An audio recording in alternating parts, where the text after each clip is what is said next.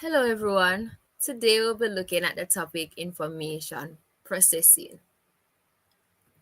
But before we delve into the whole topic, I want to leave this positive reminder with you all. So, note takers are history makers. What you write today helps shape what you'll master tomorrow. I want you guys to stay focused, stay engaged, and let's make these notes count. With that said, let's get right into today's lesson. So, before we delve into the whole information processing, we need to know what is data, what is information, and after we're through knowing what those are, we need to decide on whether NTRUPI is data or information. So, what is data? Data is raw, unprocessed text and figures that has no meaning unless it is organized or processed. On the contrary, information is processed data. Information has meaning and it makes sense. So, this right there, NTRUPI, does it make sense? Is it useful? Can we find this in the dictionary? Does it has a meaning? I don't think so. So hence we could not classify it as information. It would have to be data because it seems as though it is raw text that has no meaning and it needs to be organized.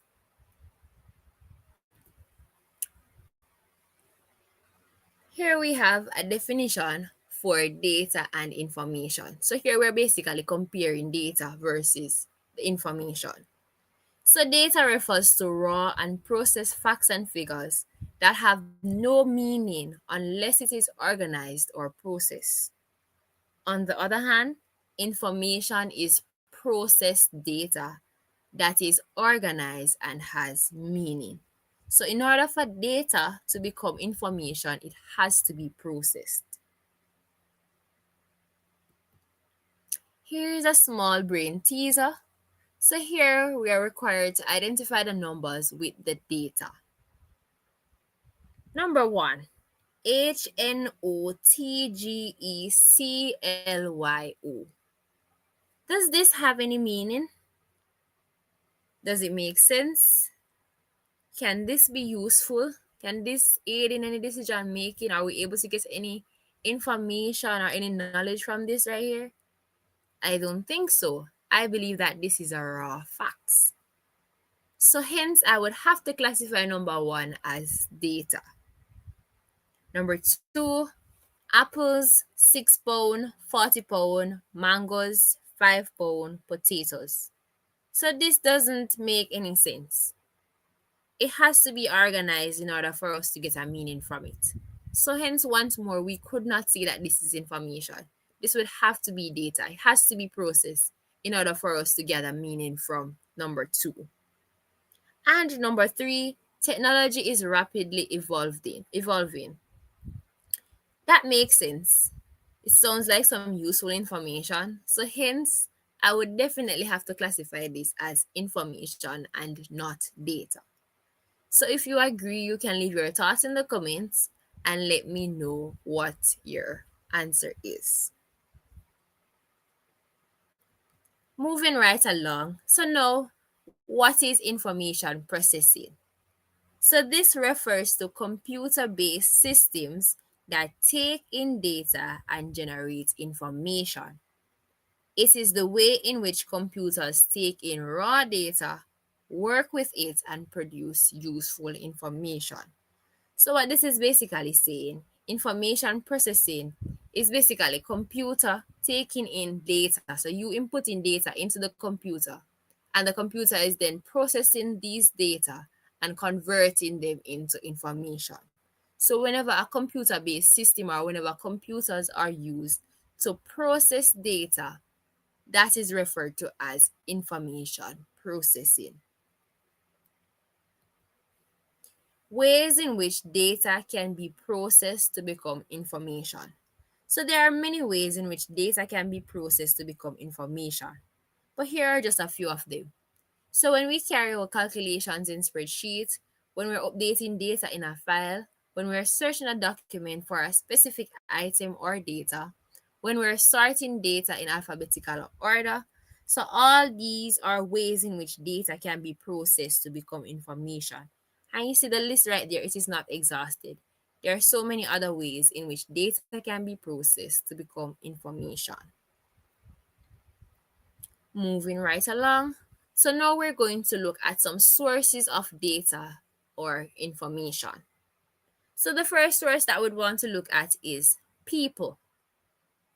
So people is considered a source of data or information. Why? People provide data through surveys, through social media activity. You can get information from people through medical records and also through their everyday interaction. We can also source data or get data from places. So we're able to collect data from physical locations such as schools, churches, business places, etc. We're also able to collect data or information from virtual places such as on the websites. Number three, or the third point, thing is also considered a source of data or a source of information. So we're able to gather information from various things such as our devices, our day-to-day transaction, the labels on products, and so forth. Now we're going to get right into types of data or information processing. And the first one that we'd want to look at is commercial data processing. As the term suggests, commercial data processing. So, this has to do with the business environment, the business world. So, basically, it is the use of computers to handle large amounts of business information quickly and efficiently. Computers are used in businesses to prepare payrolls, financial statements, to place orders, among a variety of other administrative tasks. So, what this is basically saying, or in short, commercial data processing has to do with the use of computers to carry out business related tasks, to carry out administrative tasks. And we can also support that explanation by adding some examples. So we know that computers are used in businesses to prepare payroll statements. It is used in businesses to prepare financial statements, so like our balance sheet, our income statement, and so forth. The second one that we want to look at is industrial data processing. So this refers to the collecting, processing, analysis, and management of data generated by industrial systems, machines, or operations. It is the use of computers to control machines and manage information in factories or production processes. Computers are also used to carry out business related tasks in industrial data processing. In addition, there are further uses such as computers are used to control the production process, computers are used to design products, computers are used to test and develop products. So in industrial data processing, computers are also used to carry out business related tasks. So they're also used to carry out the tasks that falls under the commercial data processing. So, in industrial data processing, they also have to prepare their financial statements as well. They also have to place their orders. They also have to do marketing. They also have to do their budgeting, make payments, and so forth. So, computers are used in industrial data processing to carry out business related tasks, in addition to controlling the production process, designing products, testing, and developing products. So, as the name suggests, industrial data processing, this has to do with machines, factories, and so forth. So, in short, you can just say that industrial data processing is the use of computers to control the production process or to control machines or to gather data about machines. So, that's basically what industrial data processing is. And we want to zoom in some more on control systems. So, what's a control system? A control system is a system that is used to control the behavior of a device or process. So let me go again. A control system is a system that is used to control the behavior of a device or process. And many of our electronic household equipment has control systems. So for example, the microwave ovens inside our homes, they have control systems. So there are two types of control system. So we have the automation system and the process control system. So with the automation control system, an automation control system uses technology to perform tasks automatically without human intervention. So with automation system, they're basically able to carry out straightforward tasks. So such as running a program on a washing machine. So this does not require any human involvement at all. So automation control system, they're able to use technology to perform tasks automatically. So without human intervention, they're able to carry out their tasks on its own. The second type being process control system. So in process control systems, data is captured automatically. This is done through input devices known as sensors. A sensor can measure things like temperature, humidity, light, sound, movement, and pressure. Process control systems are a type of control system used in manufacturing in which actions are changed depending on feedback from sensors. Have you ever wondered how the stoplight operates? Have it ever come to you that it may contain sensor? How about the lightings that we have outside our homes?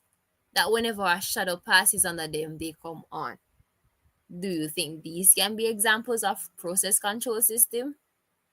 Well, indeed, yes, they can, as they do control sensor. And as was mentioned in the definition before, a sensor can measure things like temperature, humidity, light, sound, movement, and pressure. Moving on to the final type of data processing or information processing. So this one is a scientific data processing. So it is the use of computers to collect, analyze, and interpret data from scientific experiments or research. So let me go again. The use of computers to collect, analyze, and interpret data from scientific experiments or research. So basically, this type of data processing are mainly used by scientists.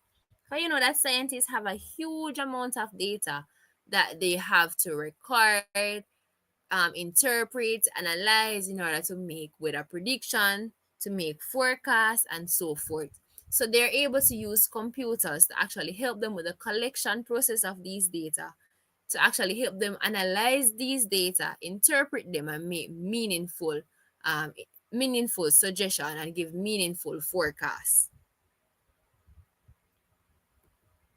So there we have it. We've come to the end of today's video.